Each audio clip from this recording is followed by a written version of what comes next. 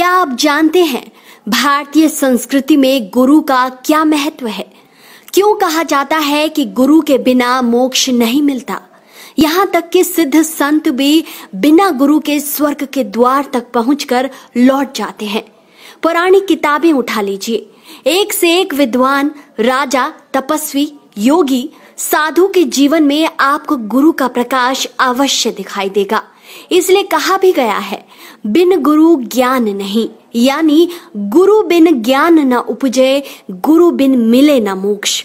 भारतीय संस्कृति पश्चिम संस्कृति से कई मायनों में बेहद खास भी है, क्योंकि केवल एक भारतीय संस्कृति ही है जहां गुरु पूर्णिमा का विशेष दिन गुरु को समर्पित किया गया है। महर्षि वेद व्यास जी के जन्म दिवस को गुरु पूर्णिमा के रूप में मनाया जाता है और माना जाता है लगभग 5000 साल पहले इन्होंने ही वेदों का संकलन किया था। इन्होंने ही मंत्रों को 4 संहिताओं में व्यवस्थित किया था, जो 4 वेदों के रूप में हमारे पास हैं, जिनके नाम हैं ऋग्वेद, यजुर्वेद, सामवेद और अथर्ववेद। ये सभी वैदिक संस्कृत में लिखे गए थे।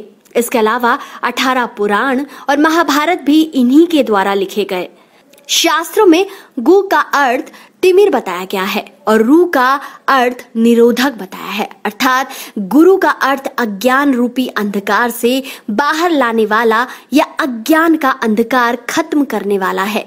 गुरु महिमा का बखान करने वाले गुरु को जीवन रूपी भवसागर को गुरु रूपी नौका के बिना पार करना असंभव बताया गया है।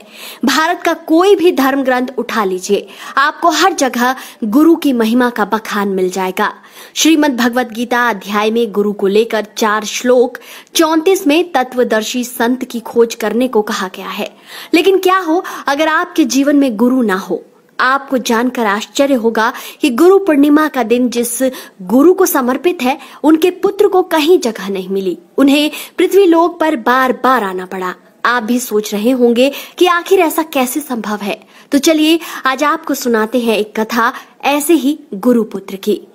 महर्षि वेद व्यास के पुत्र का नाम है शुकदेव या सुखदेव, जो जाने माने सिद्ध संत थे। इनके बारे में कहा जाता है कि ये 12 वर्ष तक तीनों गुणों ब्रह्मा, विष्णु और शिव से बचकर मां के गर्भ में रहे थे। लेकिन आपको जानकर आश्चर्य होगा कि जिनके पिता को समस्त संसार गुरु मानता है, उनके पुत्र का कोई गुरु नहीं था। इसलिए कहा जाता है कि उन्हें अपने ज्ञान पर बड़ा अहंकार था।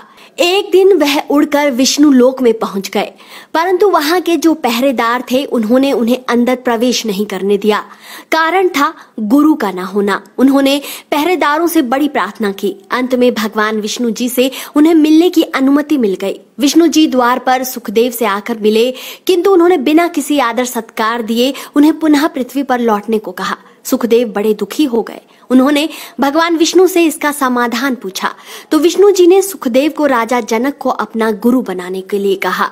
विष्णु जी का यह आदेश मिलते ही सुखदेव जी ने राजा जनक से नाम दीक्षा प्राप्त की। शास्त्रों में कहा गया है कि बिना गुरु के हर मनुष्य को 84 लाख योनियों में विचरण करना पड़ता है।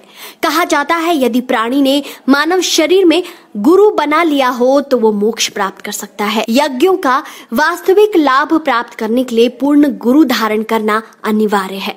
तो दोस्तों, आप क्या सोचते हैं? अपनी राय कमेंट सेक्शन में जरूर दीजिए और इस वीडियो को ज्यादा से ज्यादा शेयर कीजिए।